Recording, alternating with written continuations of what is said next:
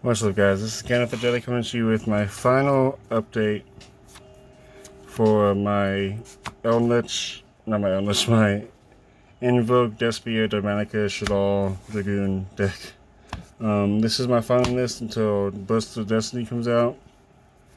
So, without further ado, starting off with 3 Alistair, bread and butter. Don't hit magical momentum, please. For the dogmatika cards, 3 Ecclesia, double floor. Took out Maximus. Maximus helps out too many. Maximus just helps out my opponents more often than not than it does me. So I took it out. My deck kind of just wants to go second and just build a board really quickly. And I'm playing double floor for the simple fact of if I have a free special, I have a free special.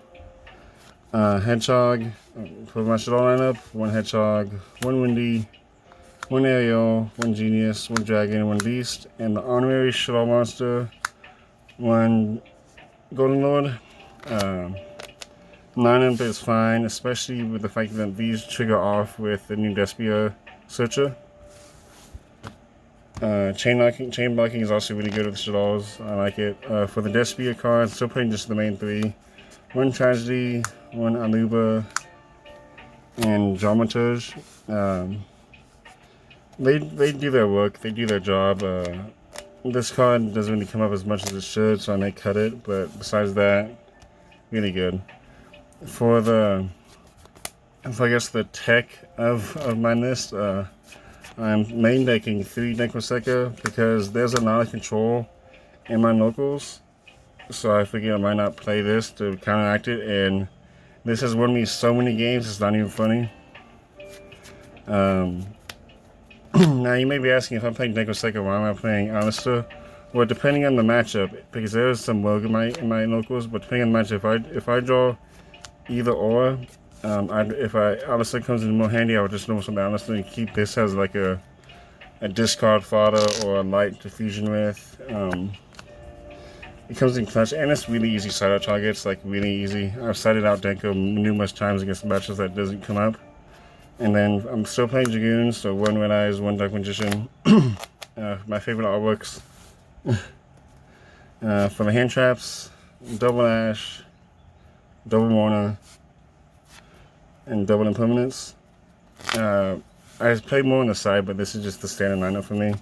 I don't need any more, no less. And the final trap card, Schism. Not playing Punishment anymore because Punishment doesn't really come up as much as it should. I like the card with the extra deck being so tight the way it is. I don't have room for Intis or Titanic Cat anymore.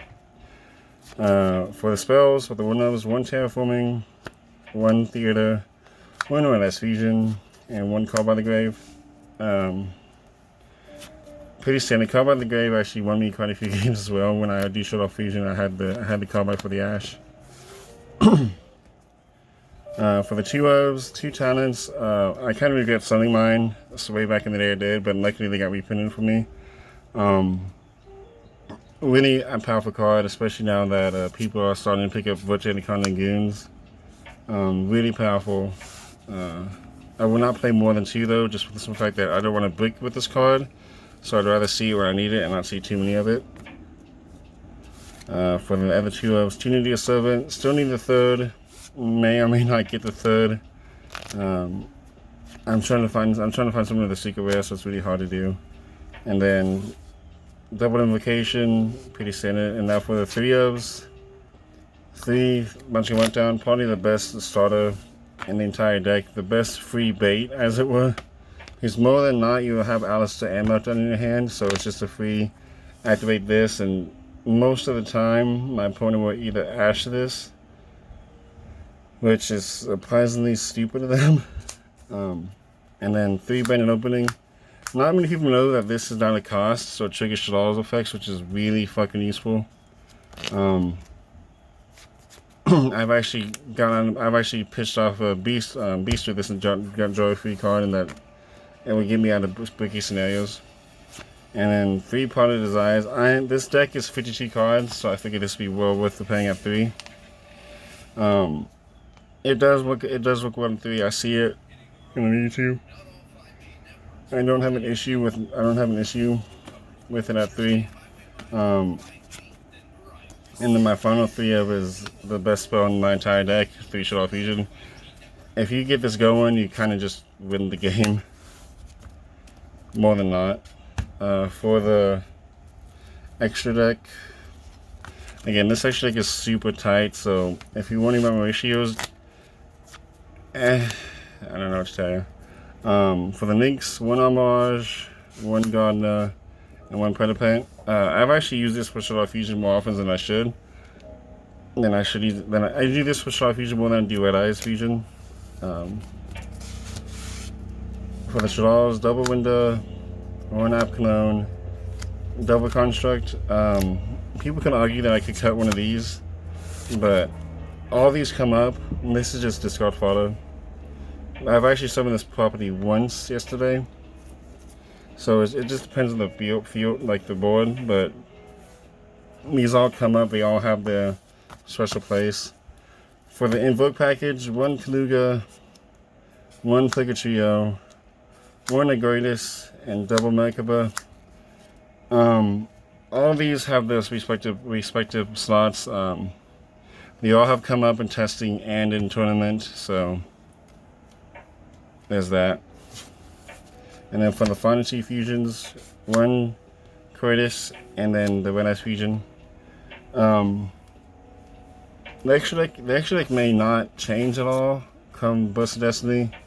I'm not entirely sure yet, because of the simple fact that I don't really need anything there, not to my knowledge, but I'm more worried about the meta, like what's coming out during that time. Like, I know what's coming out. It's just the simple fact that I don't know what I need to play to counteract it. So until that happens, this is my list. And then for the side, it's changed a little bit, not a lot. For the hand traps, 2 Droll, 2 Lancia, 2 Phantasme, and 2 Nibiru.